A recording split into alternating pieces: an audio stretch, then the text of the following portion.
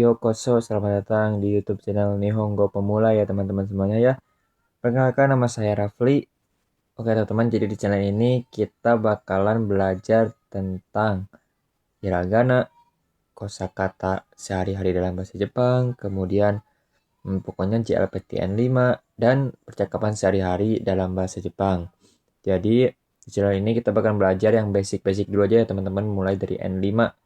Nah teman-teman semuanya, jadi buat kalian yang mau belajar dari nol, cocok untuk kalian belajar di sini gitu ya teman-teman ya, karena saya bakalan upload materi seminggu, mungkin beberapa materi ya teman-teman, jadi kalian bisa mengikuti gitu ya untuk materi-materinya. Karena ini dari dasar juga ya teman-teman ya, dari hiragana mungkin langkah awal ya untuk belajar bahasa Jepang itu adalah hiragana dan katakana gitu ya. Eh, karena berbeda tulisannya gitu ya. Kalau kita pakai ABCD, kalau di Jepang beda lagi, namanya hiragana dan katakana. Lanjut ke grammar, kemudian kaiwa, mungkin bakal ada chokai juga teman-teman, pendengaran atau listening gitu ya dalam bahasa Jepang. Pokoknya kita bakalan tuntas gitu ya dari awal dulu. Oke teman-teman, lanjut belajar bahasa Jepang dari nol, betul ya. Dari nol sampai dewa, sampai sampai jago gitu ya. Ya teman-teman, ya, lanjut. Kenapa sih banyak orang yang gagal dalam belajar bahasa Jepang gitu ya teman-teman ya? Saya tahu ya banyak orang dengan tujuan yang berbeda gitu ya. Untuk ke Jepang tuh ada yang mau liburan, ada yang mau kerja di Jepang, atau mungkin ada yang mau sekolah gitu ya, atau kuliah di Jepang. Nah, ada juga yang mau misalnya ini gue mau nonton anime tanpa subtitle, nah jadi gue mau belajar bahasa Jepang gitu, biar keren gitu kan, tanpa harus capek-capek baca subtitle. Ada juga yang gitu, atau mungkin untuk menambah pengalaman baru, misalnya nih gue bisa bahasa Jepang nih, lihat nih ya nih gue bisa ngomong ini konnichiwa, ohayo gozaimasu gitu ya misalnya gitu ya. Nah, itu penting banget teman-teman ya, itu tujuan kalian, motivasi awal kalian belajar bahasa Jepang gitu teman-teman ya. Harus ada dulu motivasinya gitu ya. Nah, sekarang kenapa sih banyak orang yang gagal dalam belajar bahasa Jepang?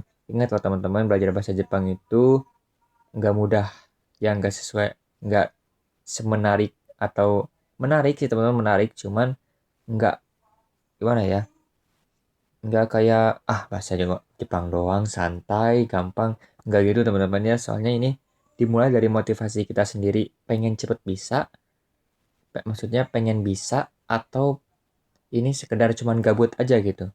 Kalau cuman gabut aja ya, eh, saya yakin bakalan susah buat nerapinnya, buat bisanya gitu ya. Tapi kalau misalnya kita punya motivasi yang kuat, seperti kalian tujuannya beda-beda, kerja atau mungkin liburan dan lain-lain gitu ya, itu bakalan cepet bisa. Nah, yang pertama, ingin cepat bisa. Nah, banyak nih teman-teman yang ingin cepat bisa. Mereka tuh kayak misalnya nih ya dari buku Minano Nihongo gitu ya, ingin cepat bisa nih. Wah, sehari tuh saya mau belajar 5 bab sehari gitu ya. Dalam waktu 2 jam misalnya 5 bab. Nah, itu salah teman-teman ya. Soalnya nanti macet nih otak, soalnya gak bisa langsung semuanya disatuin gitu ya. Kalau bahasa Jepang itu banyak banget yang harus dihafal, banyak banget yang harus dipelajari, mulai dari kosakata dan grammarnya gitu ya. Makanya bahaya teman-teman, jangan sampai ada pikiran ingin cepat bisa tapi harus tetap konsisten gitu. Tetap konsisten. Nah, tidak konsisten, kalau tidak konsisten ya gimana? Sekarang kita lanjut lanjut terus ke bab selanjutnya, akhirnya yang sebelum-sebelumnya lupa, gimana gitu ya. Kayak sama kayak buang-buang waktu gitu ya. Nah, menghafal tanpa memahami.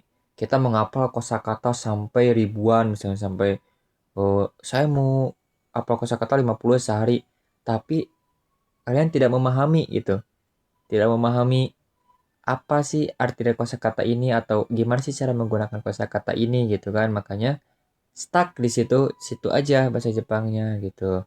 Dan yang terakhir, tidak punya urutan belajar.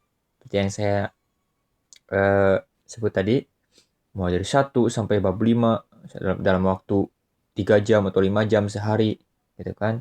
Tidak ada punya urutan belajar, tapi kalau berurutan misalnya dari satu, hari ini aku mau belajar nih misalnya 30 atau 20 sampai 30 menit aja gitu ya untuk belajar bab 1 dari buku Minano Nihongo. Pahami dulu hafalin kosakatanya yang ada di bab 1, hafalin grammarnya, pahami grammarnya semuanya, latihan soal dan lain-lain, dijamin itu bakal bisa. Tapi kalau orang yang gagal dalam belajar bahasa Jepang, ini contohnya teman-teman keempat poin ini. Gitu teman-teman. Oke, kita lanjut ya. Nah, jadi untuk di channel ini, teman-teman. Di channel ini ya teman-teman, roadmap belajar dari channel ini adalah yang pertama, saya pasti akan fokus dulu ke hiragana. Sebenarnya itu basicnya teman-teman ya buat awal belajar bahasa Jepang. Hiragana, kemudian dilanjut dengan katakana. Katakana juga penting karena nggak semuanya huruf Jepang, bahasa Jepang pakainya hiragana gitu ya. Ada juga yang katakana karena ada yang diambil dari luar Jepang gitu ya. Hiragana untuk bahasa Jepang asli, kalau katakana untuk bahasa Jepang serapan yang dari luar, serapan dari luar gitu ya. Kemudian ketiga kita bakalan lanjut masuk ke misalnya dalam satu video itu ada 5 kosakata dasar yang baru gitu ya buat kalian mengingat-ingat gitu ya. Jadi ada kosakata lah itu setiap belajar tuh jadi bikin kalian ingat gitu. Nah, kemudian lanjut ke grammar. Urutannya gini ya teman-teman untuk belajar bahasa Jepang tuh kosakata, grammar, kemudian kita latihan berbicara, kaiwa, itu ya memakai kosakata yang tadi udah dihafal gitu. Kayak misalnya sekarang kita menghafal kata yasumi. Berarti kita harus tahu nih grammar yang percakapannya tuh nyambung sama kata yasumi atau libur gitu ya. Misalnya yasumi no hiwa itu kan nani mo ikimasen kan. Berarti artinya itu saat hari libur misalnya atau hari libur saya tidak kemana-mana gitu. Nani mo ikimasen. Yasumi no hiwa nani mo ikimasen gitu teman-teman contohnya. Kemudian setelah kita latihan kaiwa, kita bakalan coba untuk melatih kanji dasar, teman-teman, kayak kanji api, kanji air, atau kanji hari, kanji sawah, misalnya, atau kanji gunung, dan lain gitu, teman-teman. Pokoknya yang dasar-dasar dulu. Jangan langsung ke kanji yang tiba-tiba kanjinya Benkyo Shimasu itu apa ya? Kanjinya Nomimasu itu apa ya? Udah jangan dulu ke situ, teman-teman. Itu udah level atas gitu. Jadi kita yang basic-basic aja dulu, yang sekiranya bisa kita ingat dulu, soalnya kan kanji itu banyak teman-teman fungsinya.